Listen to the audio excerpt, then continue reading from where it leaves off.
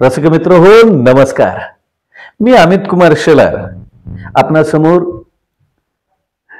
समीक्षा publication Pandharpur यांनी प्रकाशित केलेलं प्राध्यापक नंदकुमार शेळगे सरांचे जाणीव या कथा संग्रहातील जाणीव या कथेचा दुसरा भाग आपणा समोर अभिवाचन करीत आहे. तत्पूर्वी आपणाला विनंती, आपण पहिल्यांदाच जर माझ्या चॅनलवरती आला असाल तर माझा चॅनल सबस्क्राइब करायला मात्र विसरू नका. तर ऐकूया श्री प्राध्यापक श्री नंदकुमार शेळगे सरांचे जाणीव या कथा संग्रहातील कथा जाणीव याचा दुसरा भाग. रानामाळातली माणसांची पेरणीची कामं सुरू झाली. सगळं शिवार गजबजू लागलं. माळरानाची गवत पान धरायला लागली. दिवसातून पावसाचा एखाद दुसरा सडका यायचा आणि त्याबरोबर वाऱ्यांचा हेलकावा पण यायचा. ते बघून सदानं पेरणीचं मनावर घेतलं आणि पेरणीच्या कामात सदा गुंतून गेला. सदाची थकलेली म्हातारी घरी गोट्यात बसून हारणीला वैरणीची मुठ टाकीत बसायची. 4-6 दिवस हारणी दावणीला होती. सदानं पेरणीची कामं उरकली आणि आता सदा निवांत झाला. सगळा शिवार मिरगाच्या सरी आपल्या अंगावर घेत विसावला होता. शिवारभर हिरवळ दाटायला लागली होती. माळरानातली गवत वाढायला लागली होती. माळरानातलं गवत वाढली आणि वावरात पेरलेलं धान काळ्या मातीच्या कुशीतून हळवार वर येत होत. जणू काळ्या आईचं नवग गोजिरवानं रोपडं डोळ्यात मावत नव्हते. मिरगाचं पाणी पिऊन रानातली गवत चांगलीच तरारली होती. आकाराचं 2-4 दिवस नुकतंच होऊन गेलं होतं आणि हरणीनं 4-6 दिवस रानाचा हिरवा चारा खाऊन चांगली कुसब धरली होती. पंधरवड्यात तिनं चांगलं अंग धरलं होतं. हरणी आता सगळ्या तरण्या ताट्या जनावरात जाणती होती. तिच्या एवढं त्या गुरात वयस्कर कोणीच नव्हतं. सगळ्यात पुढे चालणारे हरणी आता सगळ्या जनावरात माग मंद गतीनं चालायची. मोकाट कुत्री बघून तिचा जीव कावरा बावरा व्हायचा. दिवस असंच गतीनं पुढे सरकायला लागले. रानातली गवत चांगलीच जुनवायला लागली. दिवसातनं एखाद दुसरा पावसाचा सडका यायचा. काळ्या ढगाखालनं पावसाचं थेंब रानभर फिरायचं. त्यांची पाखरबोली कानी पडायची. कधी मध्ये सूर्यदेवाचं दर्शन घडायचं आणि सूर्यकिरणांनी पानावरती पडलेली दवबिंदू मोत्यावानी चमकायचं. सगळी जनावरं चौफेर मनमुरात चरत होती. हरणीचं मात्र त्या दिवशी चरण्यात मन लागत नव्हतं. सकाळी सदानं गुरं सोडली. त्यावेळी हरणीनं नेहमीपेक्षा जास्त वेळ आपल्या तान्या जनावराला म्हणजे वासराला पाजलं. सगळी गुरं डोंगर रस्त्याला लागेपर्यंत हरणी वासरापाशी घुटमळत होती. लांब गेलेली गुरं बघून तिला वासरापासून रानात जावंसं वाटत नव्हतं. सदानं सगळी जनावरं धरणाच्या पाण्यावर घातली आणि हरणीची वाट बघत बसला. हरणी वासराकडे बघत हांबरत धरणापर्यंत आली आणि पाण्याचं 2 घोट घेतल्यागत केलं आणि गुरात मिसळली. पण जाताना हरणी पुन्हा पुन्हा माग वळून बघायची. सगळी जनावरं चरण्यात मग्न झाली, पण हरणी चाकत माखत चरत होती. रानात जाताना हरणीला कुत्र्याचं टोळकं गोट्याकडे जाताना दिसलं. त्यामुळे हरणी अधिकच चिंतित दिसायला लागली. दिवस मावळाय गेला तशी सगळी जनावरं घराच्या ओढीने निघाली. गुराची पोट टम फुगलेली. सगळी जनावरं एकमेकाच्या मागोमाग निघाली. सगळ्या शिवारातली गुरं एकवटल्यावर लांबच्या लांब अशी रांगच्या रांग दिसायला लागली. जणू आनंदीसनं पंढरीला निघालेल्या दिंड्यांच काय असं सगळं दिसत होते. हरणीच्या पायात घरी जाताना चांगलीच गती आली होती. पांदीचा चिखल तुडवत सगळी जनावर चालायला लागली. हरणीनं त्यांच्या मागोमाग चालायचा सूर धरला. चिखलात रुतणारं पाय तिला उपासताना जड जात होतं, पण वासराच्या ओढीने ती निघाली होती. धरणावरती सगळी जनावर पाण्यावर पालती पडली. मनमुरात पाणी प्याली. हरणी त्या दिवशी पाणी प्यालीच नाही. ती तडक गुराच्या गोठ्याच्या दिशेने निघाली. हरणीनं वासरासाठी हंबरडा फोडला. वासरासाठी कधी न हंबरणारी हरणी आज जोर जोरात का हंबरती असं सदाच्या मनात विचार गोळायला लागला. हरणीचा आवाज वासराच्या कानी पडला तसं वासरानं हंबरायला सुरुवात केली. हरणी वासराच्या दिशेनं पळायला लागली आणि धावणाऱ्या हरणीकडे बघून वासरू जागेवरच उड्या मारायला लागले. वासराच्या जवळ हरणी पोचली आणि वासराची अवस्था बघतच तिनं गुंगाला मारला आणि गोट्यात गेली. वासराच्या कानाच्या पाळ्यातून रेक्त येत होत, त्याच्या तोंडातनं लाळ येत होती, त्याच्या अंगाला कापरं भरलं होतं. हे बघून हरणीचं तोंड काळवांडलं. हरणीच्या डोळ्यात पाणी यायला लागलं. हरणीला ज्याची भीती होती तेच हरणीच्या वाट्याला आलं होतं. गोट्यात आल्यावर हरणी वासराला रोज पाजायची आणि चाटायची, पण हरणीनं आज यातलं काहीच केलं नाही. सदानं सगळी जनावरं बांधली आणि बैलाच्या सोबत हरणीला पण पिंडीचं गाम्याला ठेवलं. बैलाने पेंड चाकत माकत सागाळली, पण हरणीनं त्या दिवशी रतीब खाल्ला नाही. हरणी बेचैन दिसायला लागली.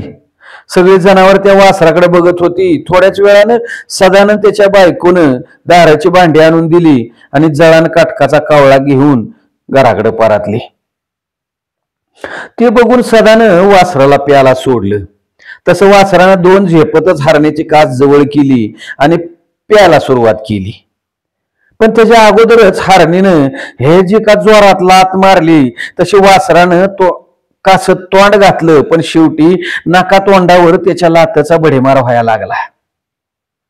तशा त्या कावळ्या जीवाला वेदना होऊ लागल्या. हरणी तडातडा नाचायला लागली. तिच्या एका लाथेत वासरू छापराच्या मिडीवर आदळलं. तसं त्यानं त्याचा नादच सोडला. ती बघून सदा गोंधळून गेला. हरणी वासराला का लाथा मारती ह्याच कारणच तिला काही कळत नव्हतं. सदानं 2 पावलं पुढे टाकली आणि वासराला पुन्हा कासला लावलं आणि हरणी शेजारी उभा राहिला. सदानं हरणीला गोंजरायला सुरुवात केली, तरी हरणीत काय बदल झाला नाही. सदानं वासराच्या गळ्याला धरून त्याच्या तोंडात हरणीचं थान द्यायचा प्रयत्न केला, पण त्याला पण हरणीनं लात मारली. तसा सदाचा पारा चढला. त्यानं हरणीचा कासरा जोरात वाढला, तसा तिच्या नाकातल्या वेसणीचा काचका बसला. हरणीच्या डोळ्यात पाणी आलं, नाकाला झिंझिण्या आल्या. त्यानं वासराला जागेवर बांधलं आणि सदा हरणीकडे बघतच बसला. हरणी चांगलीच कावरी बावरी झाली होती. तिचं कशात मन रमत नव्हतं. ती एकसारखी वासराकडे बघत होती. वासरू सारखं भुकेनं हांबरत होतं. अंधार पडला. सगळ्या गोट्यात शांतता झाली. चरून आलेली जनावरं जागेवर बसून रवत करत होती. हरणी मात्र बेचैन होती. सदाच्या मनात विचारांची चक्रच फिरू लागली. त्यानं कशी बशी हरणीला गवताची पिंडी टाकली आणि वासराजवळ गेला. त्याला सोडताना हरणी पुन्हा नाचायला लागली. तिनं वासराला जवळ सुधीक येऊन दिलं नाही. मग सदाचा मात्र राग अनावर झाला. त्यानं हरणीला हासडाच्या फटक्यानं फोडून काढली. तिच्या कानाच्या चोब्यावर हासडाच्या तडाखे दिलं. कान सुजेपर्यंत तिला मारली. अंगावरती लाल पिवळं रक्ताळलेलं वळाच्या वळ तिच्या पांढऱ्या अंगावरती दिसायला लागलं. हरणीचा मार बघून गोठ्यातली जनावरं तडातडा उठून उभी राहिली. गुराच्या दावणीत बसणारा टिप्या कुत्रा बैलाच्या पायात येऊन उभा राहिला. आसुडाच्या आवाजानं खोराड्यातलं कोंबडं फडफडायला लागलं. सगळ्या गोट्यातली शांतता भंग पावली. सदानं मोठ्यानं हरणीला 2-4 शिव्या हासाडल्या. सदाच्या आवाजानं सदाची बायको गोट्याच्या दिशेनं धावायला लागली. ती पण मनात कावरी बावरी झाली होती. कळवळायला लागली. आपला नवरा हरणीला का मारतो ह्या विचारात ती चढ्या आवाजात नवऱ्याला म्हणली, अहो कशा पाय मारला हरणीला? तिनं तुमचं काय वांगाळ केलंय? तिचा शब्द कानावर पडताच सदा मोठ्यानं गरजला, अगं मारू नको तर काय पाया पडवल तिच्या. आता तिला दात आले आत. वासराला पिऊ दे ना ब्यानवाडी. सदाचा अवतार बघून सुमन शांत झाले. तिनं सदाला धरून बाजल्यावर बसवलं आणि हरणीला गोंजरायला लागली. हरणीच्या अंगावरचं वळ चांगलं सुजायला लागलेलं. सुमन धारणला बसली. तिनं हरणीच्या कासेवर पाण्याच्या 2 उंजळी सपासपा मारल्या आणि कासत हात घालणार तेवढ्यात हरणीनं उडी मारली. तसं सुमनच्या हातातल्या सगळ्या बांगड्या फुटल्या. तिच्या काचा तिच्या हातात घुसल्या. तिच्या मनगटावरनं रक्त यायला सुरुवात झाली. ती बघून सदा तिला माराया धावला. तेवढ्यात सदानं ती म्हणली, हरणीला लागीर झालंय, तिला मारू नका, तिचा काय दोष नाही, ती दिष्टावली आहे. सोन्यासारखं जनावर, तिला कुणाची तरी नजर लागली असं म्हणून तिनं बाचकाभर वाळक्या लाल मिरच्या आणल्या. त्यात बीबी डोक्याचं केस मिठाची चिमूट उतरून तिनं गोट्याच्या बाहेर जाळ करून जाळात टाकल्या. त्या जाळात मिरच्या तडातडा तडताडल्या.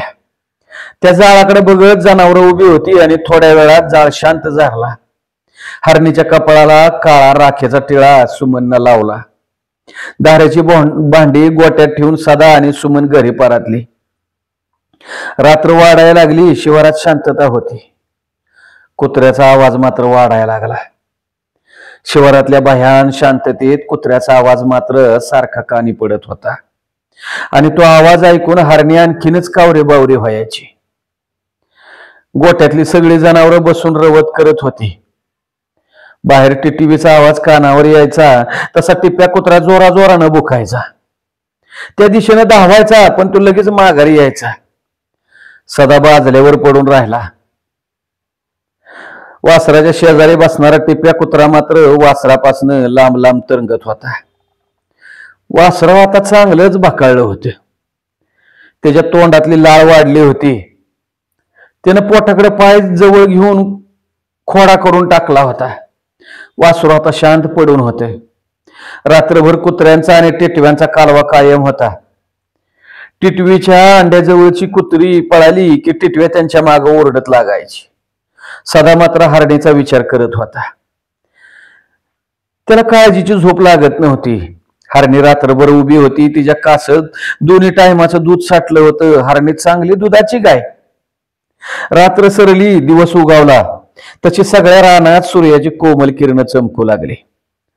सदानं गुराच्या दावणीत वैरणीचं कवळं टाकलं आणि शेणागाणाचं गाम उराकलं. हरणीला 2-4 वैरणीची ताटं चगळायला सुरुवात केली. तेवढ्यात सदानं वासरू सोडलं. वासरू पण उत्साहात नव्हतं. सदानं वासराला पुढचं बळच पुढे टाकाला हरणीजवळ आणि ते बघून हरणीनं पुन्हा मोठं डोळं केलं आणि वासराला लाथा मारल्या. सदानं पुन्हा तोंड पाडलं. सदा आता हरणीला मारायचा धडा झाला नाही. त्याला काय करावं ते कळत नव्हतं. त्याची अक्कल बंद झाली होती. त्यानं वासराला बांधलं आणि घरात गेला. तेवढ्यात सदाची म्हातारी सदाला म्हणाली, अरे सदा, त्या मुख्या जीवाला राग राग करू नको रे. त्या जीवामुळं आपला संसार वाढीला लागलाय. गावात जाऊन त्या दिवृषाकडनं काय घोसामुटक्याचं निघतं का बघ की. अरे तिला द्वारा करू ना, नाहीतर वैदूला किंवा डागदाराला तरी सांग की. सदानं म्हाताऱ्याचं म्हणणं शांतपणे ऐकून घेतलं आणि सायकलवर टांग मारून गावाच्या दिशेनं निघाला. सायकलीची गती वाढायला लागली आणि सदाच्या डोक्यात विचारांची चक्र फिरायला लागली. सदानं दिवृषाचं घर गाठलं. नुकताच दिवृष आपली पूजा आटपून बसला होता. सदानं त्याच्या घरच्या बेताडाला सायकल लावली आणि त्याच्या घरात गेला. राम राम असं म्हणत खाली बसला. दिवृषानं सगळा प्रकार सांगितला. दिवृषानं डोळे मिटून सगळं ऐकून घेतलं आणि काळ्या गोपाचा गोंडा हातात घेऊन त्याला हातभर गोपाचा तुकडा आणि कापूर त्याला गाठी मारून मारायला सुरुवात केली. तवर सदानं सायकल अडकवलेली पेंडीची पिशवी त्याच्या पुढे ठेवली. त्यानं पेंडीत हात घालीत त्यावर 2-4 फुकाऱ्या मारीत गोपाचे गुंडाळे त्या पिशवीत टाकून त्यानं गाठ मारली आणि डोळं उघडून म्हणला, गायला बहिराची बाधा झाली. या उतार्याने निघून जाईल. काळजी करायचं कारण नाही. गायीच्या गळ्यात द्वारा बांधा आणि खुराकात थोडी थोडी अंगाऱ्याचे चिमट टाका, फरक पडेल. त्याचं म्हणणं ऐकून सदा म्हणला, चालतंय या, तुम्ही सांगाल तसं सगळं करतो बघा महाराज, पण गाय वासरू पाजील ना. अव सदाजीराव, एवढ्या उतार्यानं ते हमखास पाजील. हा माझा सबूत आहे. बर येतो मी म्हणित सदानं पायतान पायात घातलं. सदानं सायकल घेतली आणि पुन्हा घराचा रस्ता धरला. यातलं सदाला काही पटलं नव्हतं, पण म्हातारीची शंका नको म्हणून तो आला. त्याला जी गोष्ट म्हणजे अंधश्रद्धाच वाटत होती. ते सगळं थोटांड होतं, पण मनाच्या समाधानासाठी सगळं करीत होता. गोट्यात जाऊन त्यानं हरणीच्या गळ्याला दोर बांधला, पेंडी सोबत अंगारा चारला, तिच्या डोक्याला पण लावला, पण त्याचा तीळ मात्र फरक पडला नाही. पुन्हा हरणीनं त्योच प्रकार करायला सुरुवात केली. हरणीच्या कासत दूध चांगलंच तुंबलं होतं. कासवला आली चढायला लागली होती. हा हा म्हणता गुरांचा रानात चरायला जायचा टाइम झाला. घरात दुधाचा टाक नव्हता. सदाची लहान पोरं दुधासाठी तळमळत होती, पण काय करायचं? जिथं पोटच्या वासराला हरणी पाजायला तयार नव्हती, तिथं धन्याच्या पोराचं काय, लांबचीच बाब होती. शेवटी सदानं गुरं दावणीतनं सोडली आणि गुराने रानाचा रस्ता धरला. हरणी पण पाय वडीत वडीत त्यांच्या मागे निघाली. वासरू आता येळ्यासारखं वाकलं होतं. दुधाशिवाय त्या जीवाला काहीच नव्हतं. वासराच्या तोंडातली लाळ अधिकच वाढली होती. सदानं एवढी जनावरं पाळली. हरणीची अनेक वासरं लहानाची मोठी केली, पण कधी असा प्रकार घडला नव्हता. कुठल्याच वासराच्या तोंडातनं लाळ येत नव्हती, पण त्या लाळीचा त्याला उलगडाच होत नव्हता. सदाचं कुत्र पण त्या वासरापासून लांब लांब पळायचं. एरवी तेरवी वासरू कासला दूध पिऊन झाल्यावर त्याच्या तोंडाचं फेसाळलेलं दूध साठणारा टिप्या आता त्याला स्पर्श पण करीत नव्हता. त्याचं त्याला आश्चर्यच वाटत होतं, पण काय झालं ही काही कळायला तयार नव्हतं.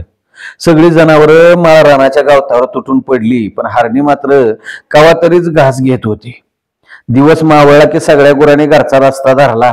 हरणी त्याच्या मागोमाग निघाली. तिला कासतलं दूध घेऊन चालणं आता जड झालं होतं.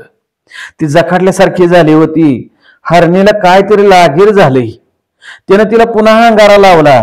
आपल्या सुखाला कुणाची तरी नजर लागली हा विचार त्याच्या मनात गोळायला लागला. वासरू आता चांगलंच धारपडायला लागलं होतं. तोंडातली लाळ चांगलीच वाढली होती. वासराकडे बघत हरणी आदनमधनं हाबरायची.